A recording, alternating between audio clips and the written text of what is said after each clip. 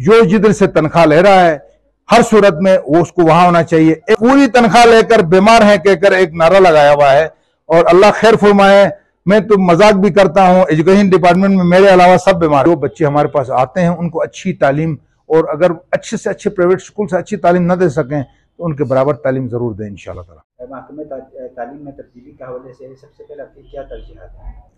बिस्मिल्लाहिर्रहमानिर्रहीम। महकमा तालीम में तरजीहात के हवाले से तो असल बात और सही बात यह है कि हमें पॉलिसी देना है पॉलिटिकल गवर्नमेंट ने, और हमारे जो चीफ सेक्रेटरी और सेक्रेटरी के थ्रू उसको हमें कन्वे होना है जो भी पॉलिसी है।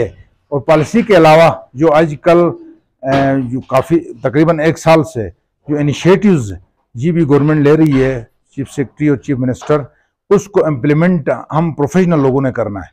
तो बहैसियत professional head GB education department हम पर लाजिम है कि हम जो कुछ भी इनिशिएटिव्स गवर्नमेंट ने शुरू किए हैं, हम दिन रात मेहनत के ज़रिए से, काविश के ज़रिए से, टीम वर्क की शक्ल में उसको मैंने इम्प्लीमेंट करें।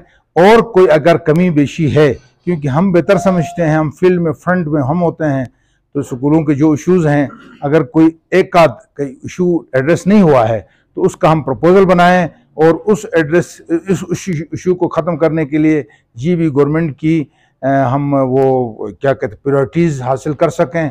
और इंशाल्लाह ताला एक साल तक हम हमारे पास टारगेट ये है कि सबसे बड़ा मसला जो इस वक्त मैं समझता हूँ वो ये है कि कम्युनिटी का और सिविल सोसाइटी का गवर्नमेंट स्कूलों पर ट्रस्ट बहाल करना है। तो ट्रस्ट बहाल के रास्ते पर हम गामज़न हैं, और इंशाल्लाह ताला एक आध साल में हम मुकम्मल तौर पर प्राइवेट स्कूलों से ज़्यादा हमारे ऊपर ट्रस्ट होगा। और इस वक्त भी हमारी स्ट्रेंथ पिछले साल से 30 से 40% बढ़ रही है, और मज़ीद एनरोलमेंट हो रही है क्योंकि ये सेशन का आगाज़ है। तो इंशाल्लाह ताला हम इस ट्रस्ट बहाल करने में भी कामयाब होंगे, और जो बच्चे हमारे पास आते हैं उनको अच्छी तालीम, और अगर अच्छे से अच्छे प्राइवेट स्कूल से अच्छी तालीम न दे सकें तो उनके बराबर तालीम ज़रूर दें इंशाल्लाह ताला। सर, जहाँ तक आपने जो पब्लिक है उसको सरकारी तालीम पर ट्रस्ट की बात की, तो आप मुझे ज़रा ये बता दीजिएगा कि महकमा तालीम के जो जितने टीचर हैं उनके अपने बच्चे प्राइवेट स्कूलों में पढ़ रहे हैं, तो आम जो पब्लिक को आपके स्कूल पर किस तरह ट्रस्ट कायम होगा? हाँ, ये सवाल आप लोग हमेशा करते हैं, और आपके दिल की आवाज़ है ये, न सिर्फ आपकी बल्कि पूरी सोसाइटी। इसमें मैं हकीकत पसंद बात करूँगा।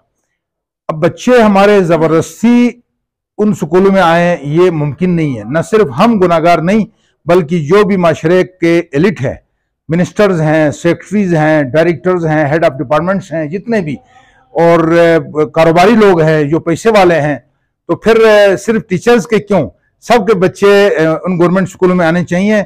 हमारे पास वही टारगेट है, हम उसी टारगेट को लेकर चले हैं।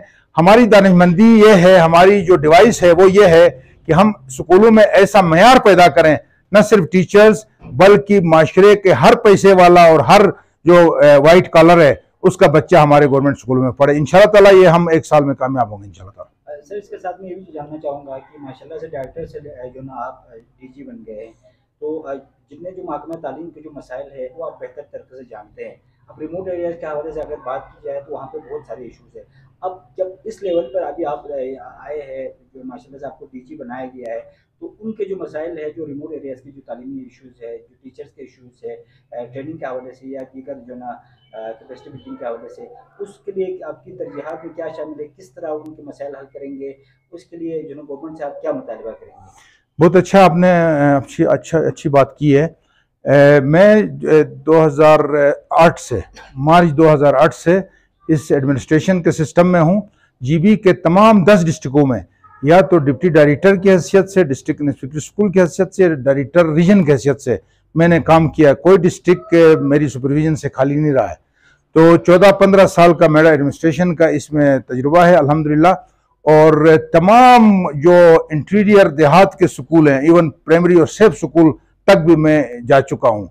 अब मैं नाम गिनवाऊंगा तो टाइम बहुत लंबा जाएगा।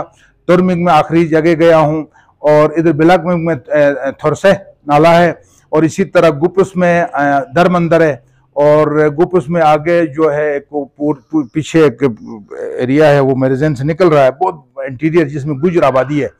तो इसी तरह मैं बहुत जगहों में चला, छश नाले में, आगे थोरल्टी नाला में गया हूँ, रोड से 8 घंटा पैदल जाने का रास्ता है। तो इस तरह से मैं बहुत जगहों में जा चुका हूँ और मुझे एहसास है और क्या कमी है, क्या कुछ उनकी ज़रूरत है।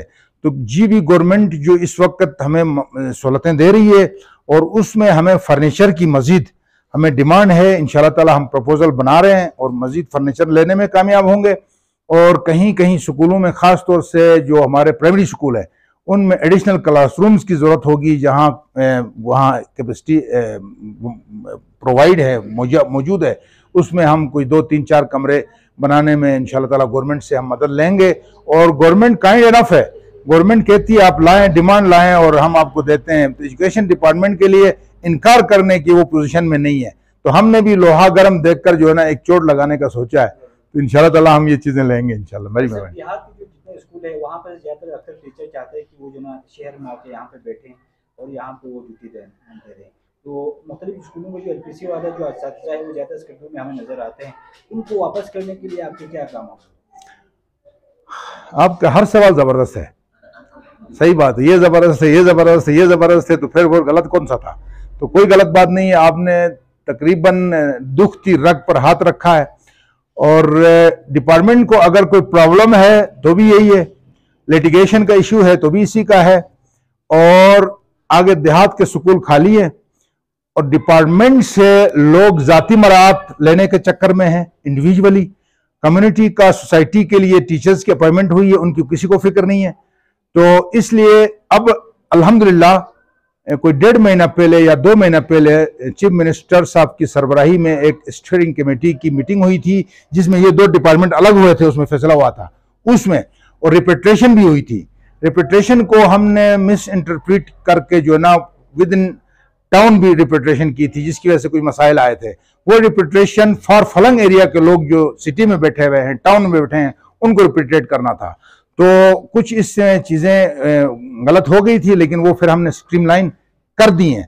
तो मैं आपकी इस बात के साथ एग्री हूं कि जो जिधर से तनख्वाह ले रहा है हर सूरत में वो उसको वहां होना चाहिए। एक और रास्ता अभी खोला यह गया है कि मेडिकल बोर्ड करके 4-5 डॉक्टरों का, तो जिस देखें जब बोर्ड में जाएगा तो 100 में से शायद 2 रिजेक्ट होंगे, 98 जो है ना वहां से गुजर जाते हैं। तो ये एक ऐसा नवाजने वाला एक बहाना है। तो एकदम जुम्बिश कलम से हायर अथॉरिटी को उस फैसिलिटी को भी, उस प्रोविजन को भी खत्म करने की जरूरत है। अगर तो कोई बीमार है इलाज करवाए, अगर खुदा न खास्ता बीमार ठीक नहीं होता है तो मेडिकल बोर्ड की सहूलत मौजूद है, लेकिन वो मेडिकल बोर्ड में थोड़ी तनख्वाह कम मिलती है, यहां पूरी तनख्वाह लेकर बीमार है कहकर एक नारा लगाया हुआ है।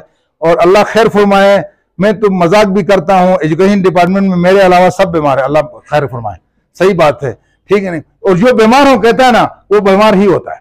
मेरी दुआ है कि वो बीमार ना हो और डिपार्टमेंट में जहां वो डिप्यूटेड हैं, जहां से तनख्वाह ले रहे हैं, वहां खुशदिली से जाकर काम करें और इस तरह से ये माशरा फले फूलेगा इंशाल्लाह। थैंक यू, बहुत थैंक यू।